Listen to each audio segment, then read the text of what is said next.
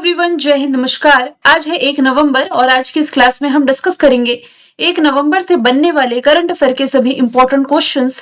Previous class में हमने देखा था कि 2026 का जो रिपब्लिक डे होगा, इसमें मुख्य अतिथि के रूप में एंटोनियो कोस्टा और यूरोपीय यूनियन की हेड उर्सुला वॉन डेर मुख्य अतिथि के रूप में शामिल होंगी।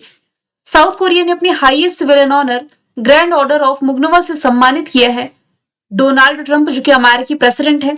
द्रौपदी मुर्मू जी ये अपने कार्यकाल में किन दो अलग अलग लड़ाकू विमान में उड़ान भरी हैं? राफेल और सुखोई में, और ऐसा करने वाली वह पहली राष्ट्रपति बनी है। नॉन अलाइनमेंट मूवमेंट यानी कि एनएएम का जो 19वां मिड टर्म मिनिस्ट्रियल बैठक थी, ये युगांडा में आयोजित की गई, जिसमें कि भारत को रिप्रेजेंट किया कीर्तिवर्धन सिंह ने। किस देश में आर्कियोलॉजिस्ट ने दिलमुन सभ्यता का 4000 साल पुराना मंदिर खोजा? तो ये कुवैत में है। 5 ट्रिलियन का बाजार पूंजीकरण हासिल करने वाली पहली कंपनी है इन्विडिया। अक्टूबर 2025 में एशिया प्रशांत दुर्घटना जांच समूह की बैठक की मेजबानी ये भारत कर रहा है। और वियतनाम में आयोजित एक सम्मेलन में 72 देशों ने साइबर अपराध से लड़ने के लिए एक ऐतिहासिक यूनाइटेड नेशन संधि पर हस्ताक्षर किए हैं। IUCN की जो न्यू रेड लिस्ट जारी की गई, इसमें 1,72,620 प्रजातियों का आकलन किया गया। इसमें से 48,646 ये लुप्त प्राय की कैटेगरी में है। IUCN ने अभी हाल ही में 3 स्थानों को प्राकृतिक विश्व धरोहर स्थल की लिस्ट में महत्वपूर्ण चिंता के रूप में कैटेगराइज किया है। पश्चिमी घाट है, मानस राष्ट्रीय उद्यान है और सुंदरबन नेशनल पार्क है। ICC वनडे रैंकिंग में नंबर 1 पर पहुंचने वाले सबसे उम्र दराज खिलाड़ी रोहित शर्मा बन गए हैं। आज 1 तारीख है, नवंबर महीने का पहला दिन है। ई बुक आप लोगों को 2 दिन के बाद मिल जाएगी एप्लीकेशन पर, और इसी हफ्ते आप लोगों के लिए एक कंप्लीट बैच लॉन्च होने जा रहा है करंट अफेयर का, जिसमें कि 1 साल का करंट अफेयर का क्रैश कोर्स है। ये आपके न्यू ईयर के पहले यानी कि 2 महीने के अंदर ही कवर करा दिया जाएगा, क्योंकि बैक टू बैक आपके एग्जाम्स होने हैं। अपडेट कर देंगे इसी हफ्ते यानी कि 7 दिनों के अंदर। शुरू करते हैं आज का हमारा पहला सवाल। भारत के सबसे भारी कम्युनिकेशन सैटेलाइट का नाम क्या है, जिसे श्रीहरिकोटा आंध्र प्रदेश से लॉन्च किया जाना है? तो इसका नाम है CMS-03। देखिए, जो भारत की स्पेस एजेंसी है ISRO, Indian space research organisation, ये देश का सबसे भारी संचार उपग्रह यानी कि कम्युनिकेशन सैटेलाइट CMS-03 ये लॉन्च करने के लिए पूरी तरीके से तैयार है। ये एक बहुलैंड सैन्य संचार उपग्रह है, जिसे GSAT-7R के नाम से भी जाना जाता है, और इसे देश का सबसे शक्तिशाली रॉकेट LVM Mark 3 के जरिए लॉन्च किया जाएगा। लॉन्च किया कब जाना है? ये कल 2 नवंबर को श्रीहरिकोटा स्थित सतीश धवन अंतरिक्ष केंद्र से लॉन्च किया जाएगा। लॉन्च कर कौन रहा है? इसरो। तो इसरो के बारे में जान लेते हैं। फॉर्मेशन ईयर 1969, बैंगलोर में हेडक्वार्टर V नारायण अध्यक्ष हैं। भारत का जो पहला मानव अंतरिक्ष यान मिशन है गगनयान, ये 2027 तक लॉन्च हो सकता है। 29 जनवरी को श्रीहरिकोटा स्थित सतीश धवन अंतरिक्ष केंद्र से इसरो ने जो अपना 100वां मिशन लॉन्च किया था, लेकिन इसका 101वां मिशन फेल हो गया था। अर्थ ऑब्जर्वेशन सैटेलाइट 09 ये इसका फेल रहा था। इसरो ने स्पेडेक्स मिशन का रिसेंटली सफल परीक्षण किया है PSLV C60 रॉकेट के माध्यम से, और इसरो का पहला एनालॉग अंतरिक्ष मिशन लेह लद्दाख में लॉन्च किया गया। नासा और इसरो का संयुक्त प्रोजेक्ट का नाम निसार है, NASA ISRO synthetic aperture radar. Next चलते हैं। हाल ही में global fire power index release किया गया है, जिसमें कि भारत को किस स्थान पर रखा गया है? तो भारत इसमें ओवरऑल 4थे स्थान पर रहा है। देखिए, फायर पावर इंडेक्स कहने का मतलब है कि रक्षा क्षमता के हिसाब से किसी देश को जो रैंकिंग दी जाती है, उस हिसाब से 60 से अधिक पैरामीटर्स के हिसाब से रैंकिंग दी गई, जैसे कि जनशक्ति, रक्षा बजट, लॉजिस्टिक, तकनीकी के आधार पर ये रैंकिंग रिलीज की गई, जिसमें कि पहले स्थान पर अमेरिका, रशिया दूसरे स्थान पर, और इसमें चाइना तीसरे स्थान पर, 4थे स्थान पर भारत को रखा गया है। तो भारत आत्मनिर्भर भारत और स्वदेशी रक्षा परियोजनाओं जैसे तेजस, MK1A, अरिहंत पनडुब्बी और ब्रह्मोस अपग्रेड पर जोर दे रहा है। यहाँ से कुछ इंडेक्स और रैंकिंग का यदि आप लोग रिवीजन करें, रिसेंटली जो हंगर इंडेक्स रिलीज किया गया था, इंडिया 102 पर था। हालिया जारी हिनले पासपोर्ट इंडेक्स में टॉप पर सिंगापुर, इंडिया 85 है। वैश्विक डिजिटल नोमैड रिपोर्ट में इंडिया 38 प्लेस पर रहा है। ग्लोबल इनोवेशन इंडेक्स में टॉप पर स्विट्जरलैंड, इंडिया 38 है। ग्लोबल लाइफ वर्क बैलेंस में इंडिया 42 में टॉप पर न्यूजीलैंड। वर्ल्ड कॉम्पिटिटिवनेस रैंकिंग में टॉप पर स्विट्जरलैंड, इंडिया 41। न्यूम्बो के सेफ्टी इंडेक्स में भारत का सबसे सुरक्षित शहर मैंगलोर को बताया गया। वैश्विक रैंकिंग इसकी 49 है। जेंडर गैप रिपोर्ट में टॉप पर आइसलैंड, इंडिया 131 है। पीस इंडेक्स में टॉप पर आइसलैंड, इंडिया 115 है। सस्टेनेबल डेवलपमेंट गोल इंडेक्स में टॉप पर फिनलैंड, इंडिया 99 है। एनर्जी ट्रांजिशन इंडेक्स में टॉप पर स्वीडन, इंडिया 71 है। जलवायु परिवर्तन प्रदर्शन सूचकांक में टॉप पर डेनमार्क, इंडिया 10वें स्थान पर है। हैप्पीनेस इंडेक्स में टॉप पर फिनलैंड, इंडिया 118 है। वैश्विक आतंकवाद सूचकांक में टॉप पर बुर्किना फासो, इंडिया 14 है। प्रेस फ्रीडम इंडेक्स में टॉप पर नॉर्वे, इंडिया 151 है। करप्शन इंडेक्स में टॉप पर डेनमार्क, इंडिया 96 है। और हंगर इंडेक्स में इंडिया, जो पिछले साल की रैंकिंग थी 2024 में, इसमें 105 है, इस बार 102 है। सवाल तीसरा है, किसे कैबिनेट द्वारा 8वें वेतन आयोग का अध्यक्ष नियुक्त किया गया है? तो 8वां वेतन कमीशन जो होगा, इसके अध्यक्ष के रूप में अभी हाल ही में रंजना प्रकाश देसाई, जो कि सुप्रीम कोर्ट की पूर्व न्यायाधीश रह चुकी हैं, इन्हें इसका अध्यक्ष बनाया गया है। साथ ही कैबिनेट ने 8वें केंद्रीय वेतन आयोग के सभी टर्म और कंडीशंस को भी मंजूरी दे दी है। यहां से यदि मैं बात करूं हालिया अपॉइंटमेंट की, तो देश के 53rd नंबर के मुख्य न्यायाधीश बनने जा रहे हैं सूर्यकांत। एसोचैम के अध्यक्ष निर्मल कुमार मिंडा, फिक्की के अध्यक्ष अनंत गोयंका, आईटीबीपी के प्रवीण कुमार है, सीआईएसएफ के प्रवीण रंजन है, रेलवे बोर्ड के सतीश कुमार है, प्रिटोरिया कैपिटल साउथ अफ्रीकी लीग 20 के प्रमुख को सौरभ गांगुली है। मौद्रिक नीति समिति का पदेन सदस्य इंद्रनील भट्टाचार्य को बनाया गया। भारतीय मुक्केबाजी महासंघ का अध्यक्ष अजय सिंह को, देखिए एक अजय कुमार है जो यूपीएससी के हेड है, दोनों में कंफ्यूज नहीं होइएगा। उपराष्ट्रीय सुरक्षा सलाहकार अनीश दयाल सिंह, दिल्ली पुलिस के आयुक्त सतीश गोलचा, टाटा सन्स के निदेशक नोएल टाटा, भारतीय सेना के उप सेनाध्यक्ष पुष्पेंद्र सिंह, एसएसबी के संजय सिंघल, गिफ्ट सिटी के सीईओ संजय कौल, रॉ के प्रमुख रॉ यानी कि रिसर्च एंड एनालिसिस विंग के प्रमुख पराग जैन, राष्ट्रीय महिला आयोग की विजया किशोर, रेलवे बोर्ड के सतीश कुमार, ये 2 बार रिपीट हो गया, इसरो के वी नारायण, 15वें उपराष्ट्रपति सीपी राधाकृष्णन, महालेखा नियंत्रक टीसीए कल्याणी, एनएचपीसी के सीएमडी भूपेंद्र गुप्ता, प्रधानमंत्री नरेंद्र मोदी की निजी सचिव निधि तिवारी, इंटेलिजेंस ब्यूरो के प्रमुख तपन कुमार अडेका और डीआरडीओ के प्रमुख हो जाएंगे समीर कामत। सवाल चौथा है, जेम्स एंडरसन ये किस खेल से संबंधित हैं जिन्हें अभी हाल ही में नाइटहुड की उपाधि से सम्मानित किया गया? तो ये संबंधित हैं क्रिकेट से। तो क्रिकेट में सेवाओं के लिए जो इन्होंने सर्विस दी है, इसके लिए नाइटहुड की उपाधि इन्हें मिल चुकी है। पूछा जाए किस कंट्री से संबंधित है, तो ये इंग्लैंड से बिलोंग करते हैं। आगे चलते हैं। अच्छा, क्रिकेट का डिस्कशन आया तो चलिए 2 इंपॉर्टेंट ऑर्गेनाइजेशन हम रिलेट कर लेते हैं। अंतरराष्ट्रीय स्तर पर आईसीसी है और भारत में जो घरेलू क्रिकेट होते हैं उन्हें रेगुलेट करने के लिए बीसीसीआई है।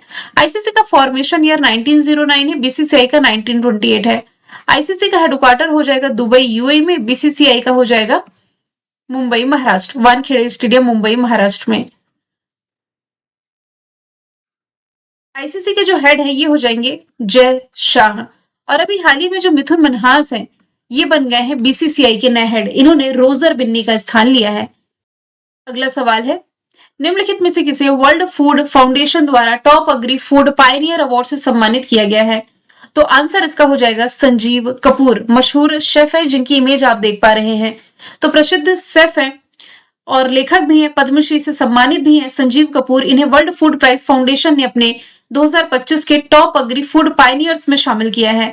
ये सम्मान उनके उस योगदान को रेखांकित करता है जो रसोई से यानी कि किचन से आगे बढ़ करके इन्होंने जो न्यूट्रिशन यानी कि पोषण, कृषि और सतत खाद्य प्रणालियों के एकीकृत विकास से जुड़ा हुआ है और इनका जो योगदान रहा इस क्षेत्र में, इसके लिए ये सम्मानित किए गए।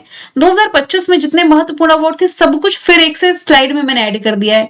सिर्फ हालिया हम डिस्कस करेंगे क्योंकि यहाँ जनवरी से अक्टूबर तक ऐड है, आज तो 1 नवंबर हो गई। कृषि मीडिया अवार्ड 2025 अमसी प्रसन्न कुमार, वैश्विक पर्यटन पुरस्कार 2025 आंध्र प्रदेश टूरिज्म को, ब्रिटिश अकादमी पुरस्कार पुस्तक पुरस्कार सुनील अमृत को, सखारो पुरस्कार आंद्रेस पोजोबूथ और मिर्जा अमाग्लू बेली को, विज्ञान रत्न पुरस्कार जयंत विष्णु नर्लिकर और उर्सुला के ले गुइन फिक्शन अवार्ड वज्र चंद्रशेखर इससे सम्मानित किए जाएंगे।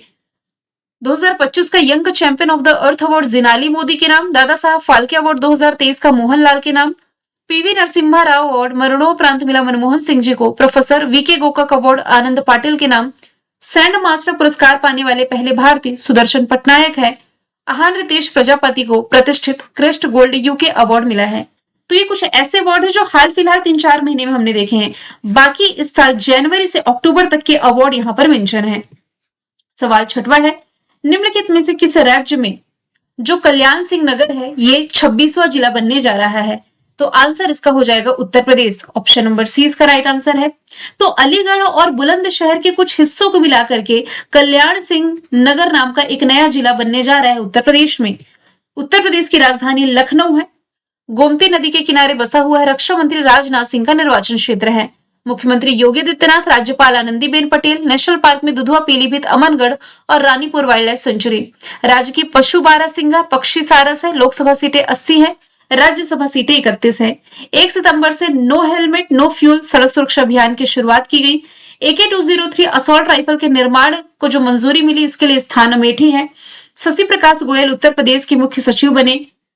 Rafe M fibre private limited ने उत्तर प्रदेश के गौतम बुद्ध नगर में देश के सबसे बड़े एरो इंजन परीक्षण केंद्र बनाया है। मेरठ में विश्व स्तर पर मान्यता प्राप्त भारत के पहले अश्वरोग मुक्त अपार्टमेंट स्थापित किया गया। मुख्यमंत्री योगी आदित्यनाथ ने अंतरिक्ष यात्री शुभांशु शुक्ला के नाम पर छात्रवृत्ति की घोषणा करी है। कैलाश मानसरोवर की यात्रा पर जाने वाले श्रद्धालुओं को उत्तर प्रदेश गवर्नमेंट 1-1 लाख रुपए देगी।